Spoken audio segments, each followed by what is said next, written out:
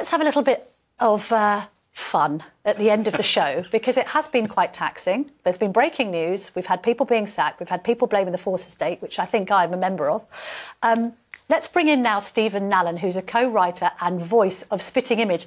Now, I say that, your original Spitting Image, Steve. Can I just say, I'm a bit biased because I grew up with the show.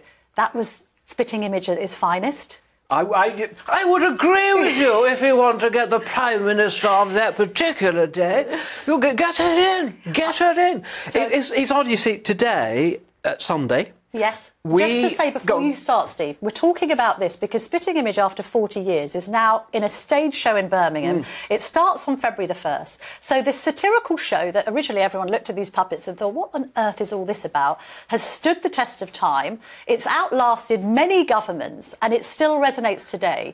And you were obviously original member, and I suppose... You've given us a great impression there of the Iron Lady, who I know was your specialist subject. But why has this show stood the test of time, do you think? Well, in a way, putting Spitting Image on stage is going back to its origins, because its origins were really Punch and Judy. Yes. You know, people talk about Punch and Judy politics. Well, in a way, Spitting Image on television was the Punch and Judy show, and actually literal punches, because, you know, the puppets were always fighting each other. One thing about the puppets, because their facial expressions never changed, you could hit them as often as you liked, and it made no difference. But today is, you know, Sunday. We're live breaking news, and it just reminded me of a day when we were making Spitting Image, and we were in the studio making what we call topicals on a Sunday morning for the show that went out that night. Yes. And that particular Sunday morning, Jeffrey Archer resigned. Blimey. Because there was he's the big News of the World story about Jeffrey Archer. It's about 30 years ago. And we had to put a sketch in that show that night. So you're behaving like newspapers in the sense that you had to be right on the story. Nothing could be old. If it's going out that night, you've got to get the stories of the day in. I don't think we had the Jeffrey Archer puppet in the studios, but if I remember correctly, we basically had Mrs. Thatcher coming into her cabinet room with a pair of gardening shears, threatening to chop off all those bits of men that cause trouble. How did you even know that you could do an impression of Margaret Thatcher? How did that come about? How did it come? There was a wonderful man called Mike Yarwood, a lovely guy, still going, and he did all the politicians. He did people like Harold Wilson and James Callaghan and all those people of the 1970s that only people over the age of 70 now have ever heard of. And he was brilliant, and he did Dennis Healy. But he couldn't do Margaret Thatcher. And that's where you came in. And I thought, well, I'll have a go at that, you know, because I did the same impressions. Any impression from the 1970s basically did their version of But at the time of making the show, were you kind of like, you know, intaking breath at some of the sketches? Because it was the first time that really politicians were treated so aggressively in satire. You're absolutely right. And I think that Spitting Image didn't change the government. Mrs. Thatcher stayed at the time and the Tory government still won. The thing that made the difference that Spitting Image made was deference.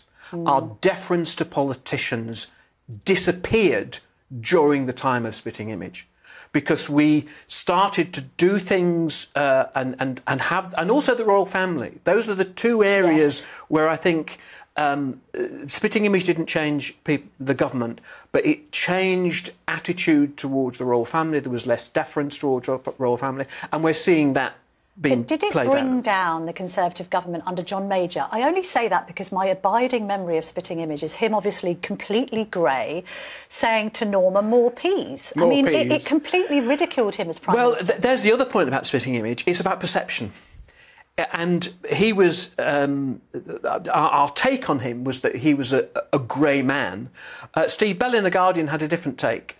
We discovered that that John Major tucked his shirt into his underpants. Yes, that's right. Do you remember that? Yes, I do. And that's great because it keeps your shirt not falling out. But bad thing is that if your trousers fall down, you can see your underpants, which nobody wants to see.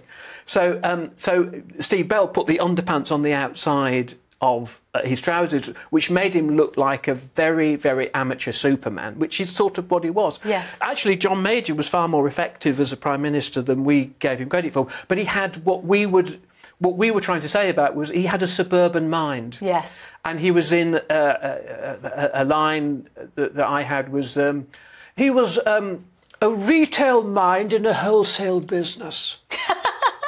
But what would you make of today's crop? I mean, are any of them interesting enough to parody?